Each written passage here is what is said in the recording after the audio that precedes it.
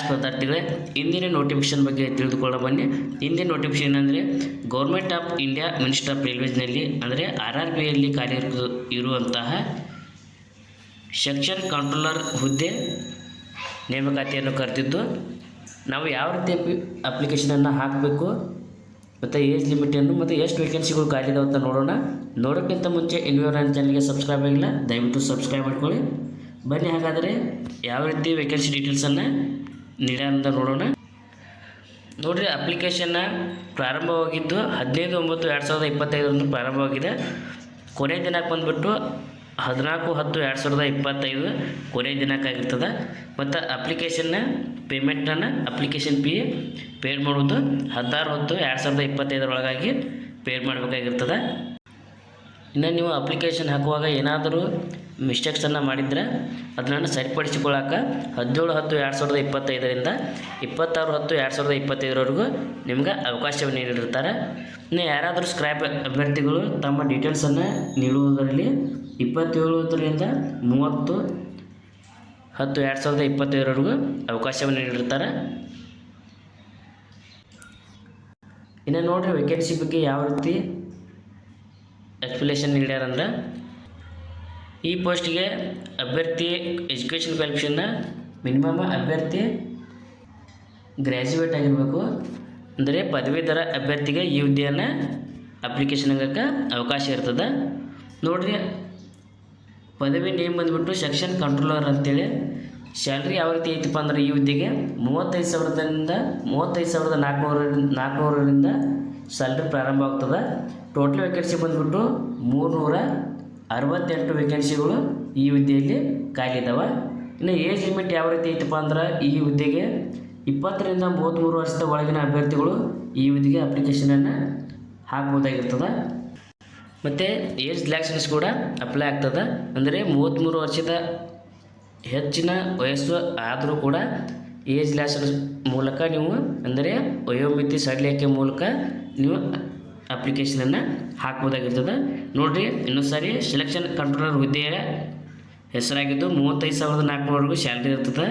ಎಷ್ಟು ಪೋಸ್ಟ್ ಖಾಲಿ ಇದಾವೆ ಅಂದ್ರೆ 368 ಪೋಸ್ಟ್ ಖಾಲಿ ಇದಾವೆ. ಮತ್ತು ಕ್ವಾಲಿಫಿಕೇಷನ್ ಪದವೀಧರ ಅಭ್ಯರ್ಥಿಗಳು ಯಾರಾದರೂ ಕೂಡ ಅಪ್ಲಿಕೇಶನನ್ನು ಹಾಕ್ಬೋದಾಗಿರ್ತದೆ. ಇನ್ನು ಸೆಲೆಕ್ಷನ್ ಪ್ರೊಸೆಸ್ ಯಾವ ರೀತಿ ಐತಿ ಮತ್ತು ಅಪ್ಲಿಕೇಶನ್ ಫೀ ಬಗ್ಗೆ ನೋಡೋಣ. ನೋಡಿರಿ, ಈ ಹುದ್ದೆಗೆ ಅಪ್ಲಿಕೇಶನ್ ಹಾಕುವಾಗ ಅಪ್ಲಿಕೇಶನ್ ಫೀ ಯಾವ ರೀತಿ ಐತೆ ಅಂದ್ರೆ, ನೋಡಿರಿ, ಎಲ್ಲ ಅಭ್ಯರ್ಥಿಗಳಿಗೆ ಅಪ್ಲಿಕೇಶನ್ ಫೀ ಅಂತ 500 ರೂಪಾಯಿ ಅಪ್ಲಿಕೇಶನ್ ಫೀ ಆಗಿರ್ತದೆ. ಇದರಲ್ಲಿ ಅಮೌಂಟ ಅಪ್ಲಿಕೇಶನ್ ಫೀದು ರಿಫಂಡ್ ಆಗುತ್ತೆ.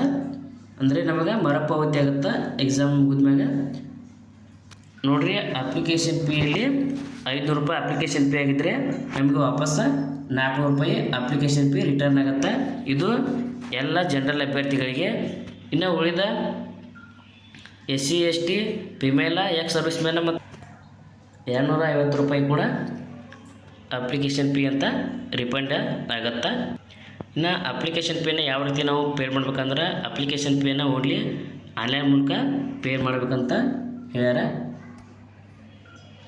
ನೋಡಿರಿ, ನಿಮ್ಮ ಅಪ್ಲಿಕೇಶನ್ನ ಫೀ ರಿಫಂಡ್ ಆಗಬೇಕಂದ್ರೆ ನೀವು ಸರಿಯಾದ ಬ್ಯಾಂಕ್ನ ಹೆಸರು ಮತ್ತು ಬ್ಯಾಂಕ್ ಅಕೌಂಟ್ ಯಾರ ಹೆಸರಲ್ಲಿ ಐತಿ ಅನ್ನೋದು ಸರಿಯಾಗಿ IFSC ಕೋಡನ್ನು ಅದರಲ್ಲಿ ಫಿಲಪ್ ಮಾಡಿದರೆ ಮಾತ್ರ ನಿಮ್ಮ ಅಪ್ಲಿಕೇಶನ್ ಫೀ ರಿಫಂಡ್ ಆಗುತ್ತೆ. ನೋಡಿರಿ, ಜನರಲ್ ಅಭ್ಯರ್ಥಿಗಳಾಗಿದ್ದರೆ 400 ರೂಪಾಯಿ ರಿಫಂಡ್ ಆಗುತ್ತೆ. ಇನ್ನು SC ST ಮತ್ತು ಎಕ್ಸ್ ಸರ್ವಿಸ್ ಮ್ಯಾನ್ ಅಭ್ಯರ್ಥಿಗಳಿಗೆ 250 ರೂಪಾಯಿ ಅಪ್ಲಿಕೇಶನ್ ಫೀ ಅಂತ ರಿಫಂಡ್ ಆಗುತ್ತೆ. ನೋಡಿರಿ, ಅಭ್ಯರ್ಥಿಗಳನ್ನ ಯಾವ ರೀತಿ ಸೆಲೆಕ್ಷನ್ ಮಾಡ್ಕೊತಾರೆ ಅಂತ, ಮೊದಲನೇದಾಗಿ single stage computer based test ಇರುತ್ತೆ, ಎರಡನೇದು CBAT ಅಂತ ಇರುತ್ತೆ, ಮೂರನೇದು document verification, 4 last medical examination ಅಂತೇಳಿ 4 ಹಂತಗಳ ಮೂಲಕ ಅಭ್ಯರ್ಥಿಗಳನ್ನ ಸೆಲೆಕ್ಟ್ ಮಾಡ್ಕೋತಾರೆ. ಮೊದಲನೇದಾಗಿ ಕಂಪ್ಯೂಟರ್ ಬೇಸ್ಡ್ ಟೆಸ್ಟ್ ಆಗಿದ್ದು ಈ ಯಾವ ರೀತಿ ಮಾರ್ಕ್ಸನ್ನು ಒಳಗೊಂಡೈತಿ ಮತ್ತು ಟೈಮಿಂಗ್ ಯಾವ ರೀತಿ ಐತಿ ನೋಡಿರಿ. ಇದು ಟೋಟಲ್ ಟೈಮಿಂಗ್ ಬಂದುಬಿಟ್ಟು 120 ನಿಮಿಷದ ಎಕ್ಸಾಮ್ ಇದಾಗಿದ್ದು ಟೋಟಲ್ ಕ್ವಶನ್ಸ್ 100 ಕ್ವಶನ್ಸ್ ಆಗಿರ್ತವೆ. ಮತ್ತು ನೆಗೆಟಿವ್ ಮಾರ್ಕಿಂಗ್ ಕೂಡ ಅಪ್ಲೈ ಆಗ್ತದೆ. ನೋಡಿರಿ, ನೆಗೆಟಿವ್ ಮಾರ್ಕಿಂಗ್ ಎಷ್ಟೈತೆ ಅಂದರೆ 1/3 ನೆಗೆಟಿವ್ ಮಾರ್ಕ್ ಅಪ್ಲೈ ಆಗ್ತದೆ. ಮತ್ತು ಇದರಲ್ಲಿ ಸಬ್ಜೆಕ್ಟ್ ಯಾವಾಗ ಬರ್ತಾವಂದರೆ CBT ಎಕ್ಸಾಮಲ್ಲಿ ಮ್ಯಾಥಮೆಟಿಕ್ಸ್ ಇರುತ್ತೆ. ಅಂದರೆ ಅನಲೈಟಿಕ್ ಮತ್ತು ಮ್ಯಾಥಮೆಟಿಕಲ್ ಕ್ಯಾಪಬಿಲಿಟಿ ನಂಬರ್ ಮತ್ತು ಸಿಸ್ಟಮ್ ಮತ್ತು ರೇಷಿಯೋ ಮತ್ತು ಪ್ರಪೋಸಿಷನ್ಸ್ ಇರ್ತವೆ. ಎರಡನೇದು ಲಾಜಿಕಲ್ ಕೇಪಬಿಲಿಟಿ ಮತ್ತು ಮೂರನೇದು ಮೆಂಟಲ್ ರೀಸನಿಂಗ್ ಇರುತ್ತೆ.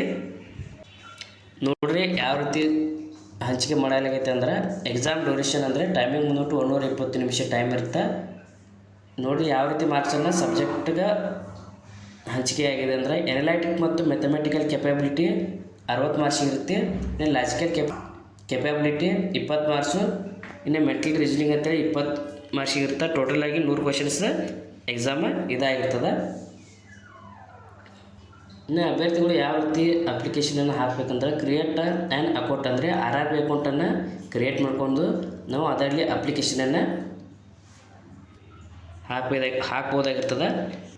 ಅಪ್ಲಿಕೇಶನನ್ನು ಆನ್ಲೈನಲ್ಲೇ ಹಾಕಬೇಕು. Thank you. ಇನ್ನೂ ನನ್ನ ಚಾನಲ್ಗೆ ಸಬ್ಸ್ಕ್ರೈಬ್ ಆಗಿಲ್ಲ, ದಯವಿಟ್ಟು ಸಬ್ಸ್ಕ್ರೈಬ್ ಮಾಡ್ಕೊಳ್ಳಿ. ಮುಂದೆ ಯಾವುದೇ ಜಾಬ್ ಬಗ್ಗೆ ನಾನು ತಿಳಿಸಿದಾಗ ನಿಮಗೆ ನೋಟಿಫಿಕೇಶನ್ ಮೂಲಕ ತಿಳಿದು ಬರುತ್ತದೆ.